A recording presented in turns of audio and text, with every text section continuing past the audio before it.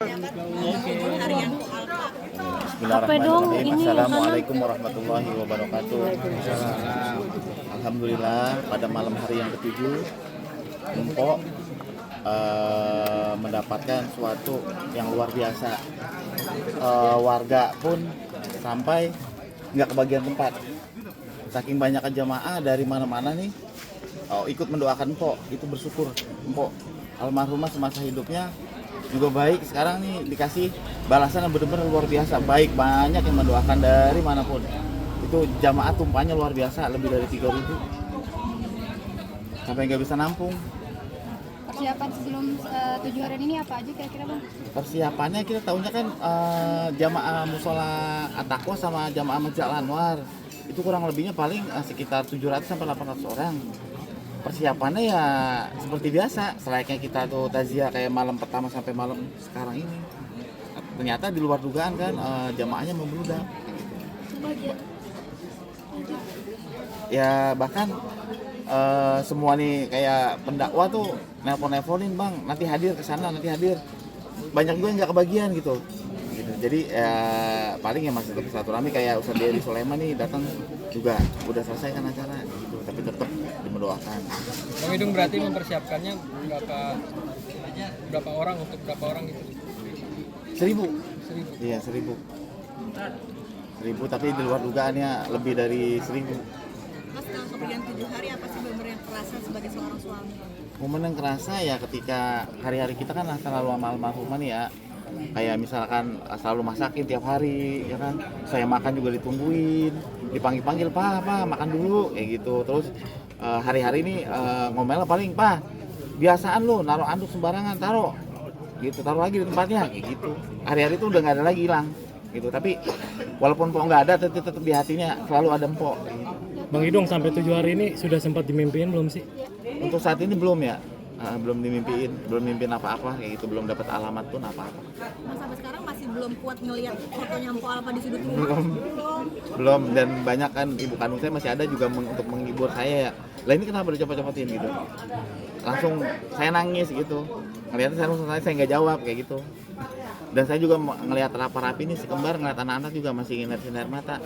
Nggak kuat ya Allah. Lu hidup tanpa seorang ibu. Kalau ibu kan bisa jadi bapak, tapi kalau bapak belum tentu bisa jadi seorang ibu gitu. Ibu 10 anak bisa dirawat sama satu ibu kayak gitu, tapi satu ibu belum tentu bisa dirawat sama 10 anak, belum tentu bisa. Untuk barang-barangnya sendiri Bang Idung sampai sekarang juga masih belum bisa megang, untuk Belum. lantai 2 aja abang nggak mau gitu. Belum kayak gitu, belum ada yang saya lihat dari barang-barang yang itu malah saya suruh tutupin inian, tutupin kardus biar nggak saya lihat kayak gitu. Belum kuat, tapi suatu saat nanti pasti kuat, pasti saya kuat kayak gitu. Ini rencana barang-barang akan dia kemanakan Bang, bagikan saudara atau? Ya barang-barang ada beberapa nanti yang disedekahin kayak gitu, ada beberapa nanti yang disimpan kayak gitu. Jadi buat kenang-kenangan anaknya kan nih yang rapi-rapi nih, si kembar belum kenal ibunya, bener-bener belum kenal ya, karena masih ngawang-ngawang karena kan masih umur 8 bulan. Nanti kita kenalin ini barang peninggalan almarhum gitu. Nih almarhum udah berjuang nih buat kamu gitu. Jadi kita kenalin nantinya. Kalau Shirley sendiri apa masih nangis-nangis? Shirley alhamdulillah sekarang udah agak lumayan bisa connect, diajak bicara kayak gitu. Tapi apa ada yang sampai nggak mau makan atau gimana Bang? Semuanya saya juga sama. Oh, sama. Iya, saya tidur juga cuma sejam, nggak bisa menjamin mata lama, mata kebayang almarhumah langsung saya bangun kayak gitu, daripada ntar lebih sedih lagi kan. Saya berusaha untuk kuat, jangan sampai saya juga begitu, anak-anak saya juga begitu. Saya harus kuat nih, dari anak sekian 4 anak yang sedih, saya juga jangan sedih kayak gitu. Nanti kalau saya kenapa-napa sakit nggak bisa ngurus anak kayak gitu. Bang Karena Idung, untuk menguatkan anak-anak sepeninggalan almarhum seperti apa sih Bang Idung?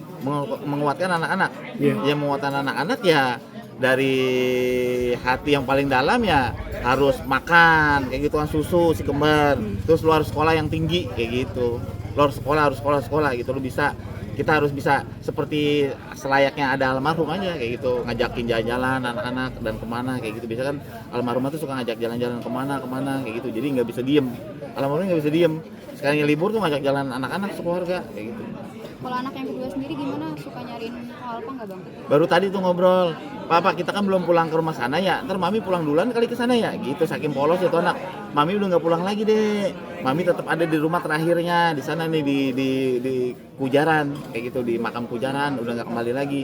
Tapi nanti kalau Allah ridho, kita bakalan berkumpul lagi di sana. Jadi saya ngebilangin pelan-pelan gitu. Kita juga deh nih bakalan nunggu, gitu. Tinggal nunggu giliran aja, kayak gitu. Saya bilangin nanti kita bakalan ketemu, Allah ridho kita ketemu di sana. Ini kan banyak juga kebaikan-kebaikan Po Alfa dari ambulan, jalan setapak, dan katanya juga ada kebun. Itu kebunnya sendiri untuk masyarakat atau gimana yang dibeli sama kita? Kebun sih enggak, jadi kita cuma ngasih bibit aja.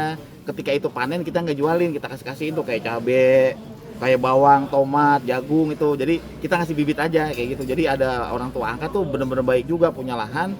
Ketika panen tuh kita kasih-kasihin orang aja. Kayak lebaran nih apa puasa nih kasih apa? Kasih timun suri kayak gitu. Kita tanam yang sekiranya itu musiman aja kayak gitu. Tapi sekarang daerah Pondok Aren.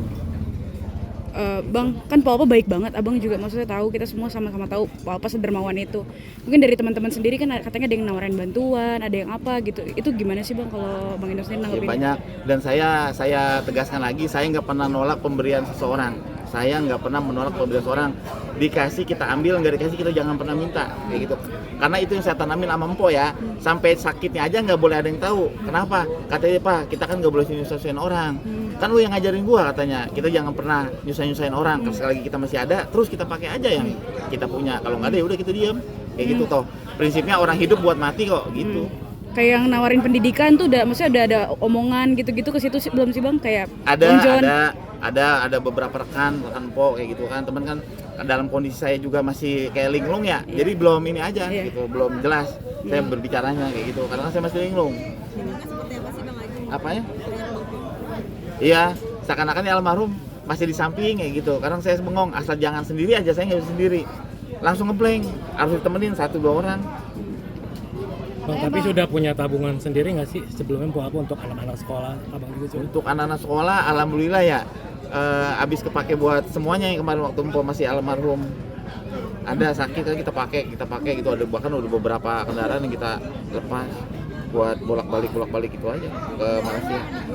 2 Untuk menopang biaya sakitnya. pengobatan ya, karena kan Po nggak mau di beberapa rekan artis Po, gua share aja ya, Po kan lu orang baik Po, lu pasti banyak yang bantu.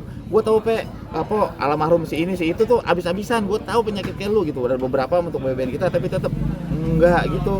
Udah ini enggak, gua nggak mau gitu ngomongnya gitu, gua nggak mau nyusahin orang. Laki gua ngajarin seperti itu, akhirnya saya diajak ngobrol tuh sama rekan artis, dia bilang, "Mohon maaf, saya memang ngedidik seperti itu." Kayak gitu. Jadi didikan saya tuh kalau kita masih ada pakai anak kita, jangan pernah minta-minta. Dia bilang gitu. Karena apa? Nabi lebih senang kok sama orang memberi kita minta gitu. Jadi omongan saya ini untuk BBN Po dibalikin, kan lu yang ngajarin gua kayak gitu. Jadi ya apa boleh buat kayak gitu. Boleh dijual mungkin mobil perjuangan Po Alfa. Itu mobil waktu zaman-zamannya masih syuting di pasar-pasar, jadi harus butuh mobil kecil kayak gitu. Udah sedan Bang? Iya sedan sama mobil jazz saya lepas. Bang, emang nggak pakai asuransi bang kesehatan gitu? Asuransi kayak BPJS atau udah apa? habis limit. Nggak habis limit. Iya, karena kita biayanya sangat dahsyat. Kita kan berjalan hampir mau 2 tahun nih, bolak-balik ke luar negeri kayak gitu. Sorry bang, habis berapa bang kalau boleh tahu bang? Lupa. Sampai Kalau ini miliaran, jumlahnya saya Bang. nggak hitung. Sampai Pokoknya miliaran, jelas anuan kita udah pada kering kayak gitu. Habis banget mah nggak, udah kering kayak gitu. Nanti kalau kita bilang rezeki kita habis nggak boleh.